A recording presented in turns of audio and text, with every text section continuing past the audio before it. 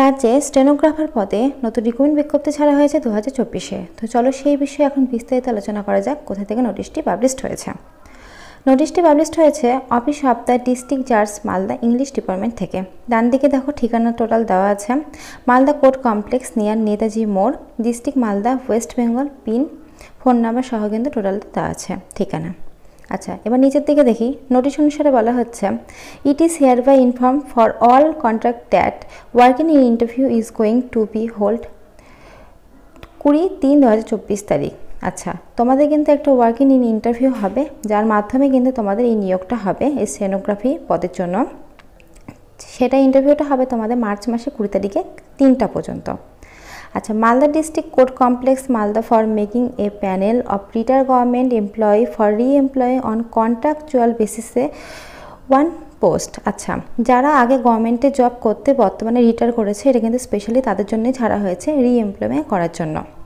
আচ্ছা, এটা কিন্তু একটাই শূন্য পদে ছেড়েছে, স্টেনোগ্রাফার পদে।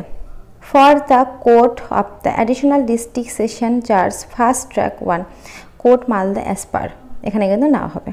আচ্ছা, জিওতে এখানে মেমো নাম্বারটা শো করছে, আর ডেট 14/9/2001 অনুসারে কিন্তু এই নোটিশটি পাবলিশড হয়েছে।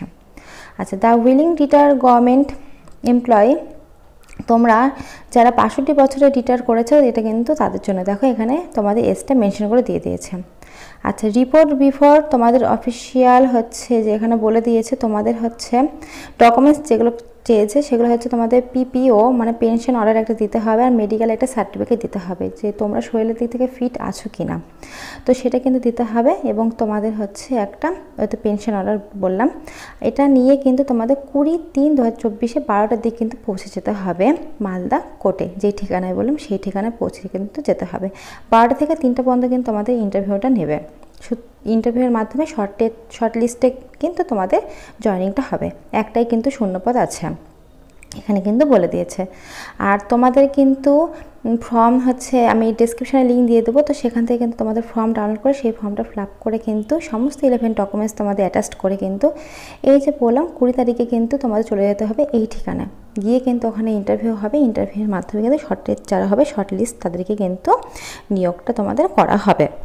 এখানে কিন্তু সবটা সুন্দরভাবে বলে দিয়েছে। আচ্ছা, এবার চলো পরের দিকে বাকি সব ডিটেলসগুলো দেখে নিই আর কী কী ডিটেলস তোমাদের বলেছে। আচ্ছা, এই যে দেখো এখানে কিন্তু তোমাদের হচ্ছে আবার একবার করে কিন্তু তোমাদের এই যে এজটা বলে দিয়েছে। এখানে দেখো এই যে 62 বছর কিন্তু তোমাদের এজটা বলে দিয়েছে, আর এখানে কিন্তু সেভাবে কিছু নেই।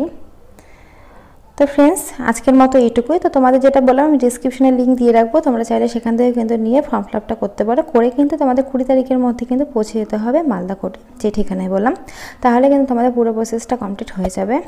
তো আজকের মতো এইটুকুই। যদি ভিডিওটা ভালো লাগে অবশ্যই লাইক করো, চ্যানেল নতুন হয়ে থাকলে চ্যানেলটা সাবস্ক্রাইব করে পাশে থাকা বেল আইকন বাজিয়ে দিও, কারণ প্রতিনিয়ত আমরা আমাদের চ্যানেলে এরকম নতুন নতুন চাকরি আপডেট দিয়ে থাকি।